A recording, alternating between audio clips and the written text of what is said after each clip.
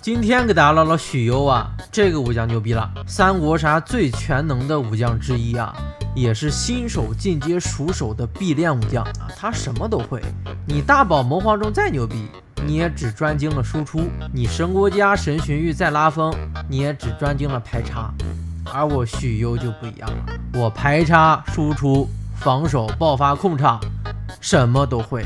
对，这个会还不只是说这几个方面都会一点，他会的可不止一点呀，样样都很精通，那这就很逆天了啊！许攸3血3技能，第一个技能城略，其实单看城略这一个技能就能看出来许攸有多灵活了。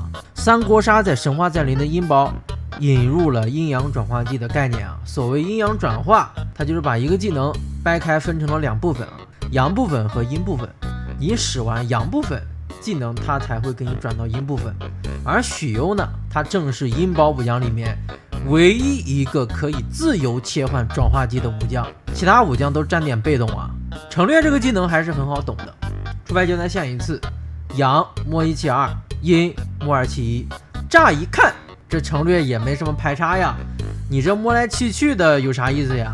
不如孙权。是的，城略这个技能它确实摸不了很多牌，没有啥排插，但是它能过很多牌啊。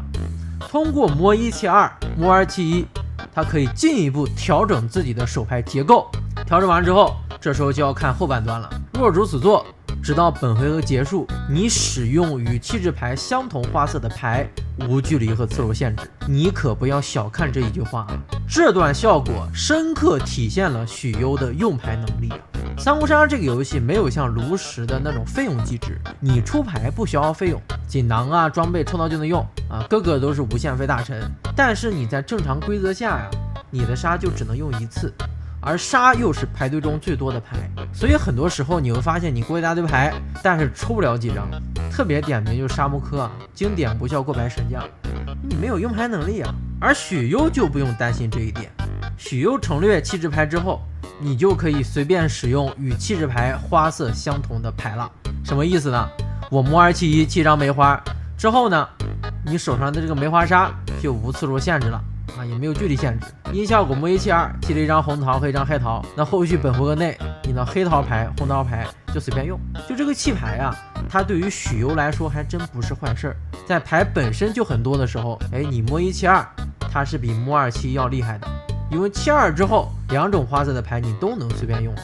城略就是许攸自己的润滑油啊，再烂再僵硬的牌型，许攸也能通过城略把它润化成舒服的能高效用牌的牌型，丝滑的一匹。那说到丝滑，我就要开始丝滑连招了。对，拼多多官方这次推出了免费抽2024元心愿津贴的活动，最关键的是不用拉人拼单，只需要点链接拼手速就能拿下。像我这边手速快的就已经到账了啊！我的谋关羽啊、神荀彧、神国家就是用这笔钱拿的，剩下的还能再抽几组盒子。你这个钱呢，线下和女朋友一起出去搓几顿，也不错。活动真实有效。现在点击视频下方以及评论区置顶链接就能参与，活动在，链接就还在。手速快你就能拿下，抢到就血赚啊！心动就快冲吧！再来看2技能适才啊，适才这个技能才是许攸真正拉牌差的技能。当你使用一张牌结算结束后，若此牌与你本回合使用的牌类型均不同，你可以将此牌置于牌的顶，然后摸一张牌。适才这个技能最直接的效果就是你可以用1摸1，初级本、锦囊、装备，分别都能摸一张。就你运气再差，回合内高低也能通过适才摸2张。适才摸牌是保证许攸基础强度的效果，而适才这个技能真正的灵魂则在于这句话：你可以将此牌置于牌的顶，也就是我们常说的控顶。那这段效果呢，要联系这3技能寸目来看，你单独看不行，你这把牌放牌顶，然后又给它摸回来，那这有啥意义呢？你别着急，我许攸根本就不从排队顶摸牌。寸目锁定技，当你摸牌时改为从排堆底摸牌，我控定的牌我自己不摸，那就无所谓了。这样的话，许攸就可以通过适才放牌来实现控顶、控判定、控摸牌都可以。回合外你甚至能通过使用牌来控乐啊，回合内出个黑桃2到9，控下家的闪电更是基本操作。为什么说许攸单挑强呢？因为你用一张就能空一张，那敌方到自己回合就只能用你用剩下的牌。当然说归说啊，许攸的这套技能组操作还蛮难的啊，不简单，排序你真的要理清楚。我反正玩许攸的时候就经常忘记控牌的排序啊。你玩许攸切记一定要记住，你最后控的牌是排队顶的牌，不是你第一张控的牌。比如说你这轮控了3种类型的牌啊，你第一张控的牌它就会被盖在最下面，最后的就在最上面。玩许攸一定要记清这个控牌的顺序，同时呢你也不能乱控啊。有些好牌你像无中逃、顺手啥的，如果你没加1或者无懈可击来反制的话，那你就别控，或者说控其他的废牌。你不能因为适才多一张牌就无脑控啊，那也不对。许攸的这一套技能组啊，内部结构是极其精妙的，自成一套体系，运行逻辑也能够自洽啊，有无敌的操作感。许攸的操作感对比其他武将属实是降维打击了。玩这个将感觉跟玩三国杀 DLC 一样，就和其他将的不在一个境界啊。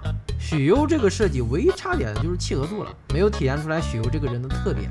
许攸这个人咱听台词就能听出来，很狂，恃才傲物，无才满腹，原本初竟不从之。